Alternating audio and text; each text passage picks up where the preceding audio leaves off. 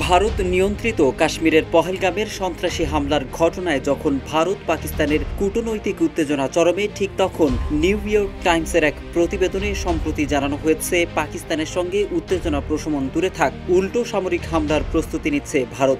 এদিকে সীমান্ত এলাকায় পাক ভারত বাহিনীর মধ্যে হামলার ঘটনাও ঘটছে।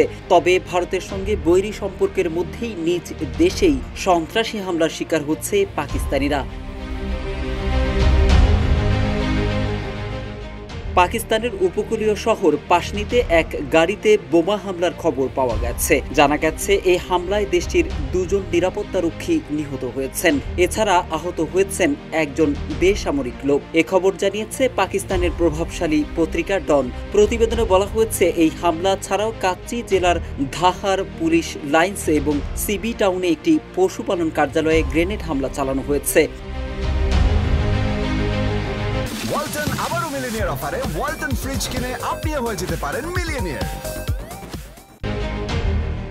এদিকে হামলার বিষয়ে পাক কর্মকর্তারা বলেছেন, গতরাতে গোয়াদার জেলার পিশিন টাউনের মুস্কান চৌকে একটি গাড়ি লক্ষ্য করে আইইডি বিস্ফোরণ ঘটানো হয়েছে। এতে গাড়িতে থাকা নিরাপত্তা বাহিনীর 2 জন সদস্য নিহত হয়েছেন এবং একজন আহত হয়েছেন। দেশটির পুলিশের এক কর্মকর্তা জানিয়েছেন, শক্তিশালী বিস্ফোরণে গাড়িটি উড়ে যায় এবং মারাত্মকভাবে ক্ষতিগ্রস্ত হয়। এ ঘটনায় পাশনি শহরের বাসিন্দাদের মধ্যে আতঙ্ক বিরাজ করছে।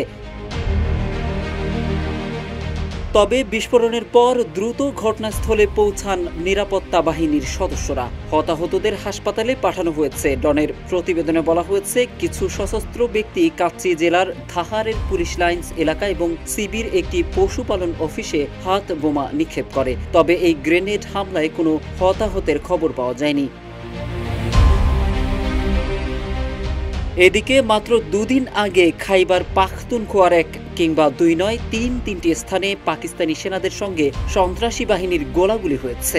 এতে অন্তত 17 জন মারা গেছে বলে জানা গিয়েছিল, যাদের মধ্যে 2 জন পাক সেনা সদস্য রয়েছেন। আইএসপিআর এর এক বিবৃতিতে বলা হয়েছে, অভিযানের সময় বিপুল পরিমাণ অস্ত্র ও গোলাবারুদ জব্দ করা হয়েছিল।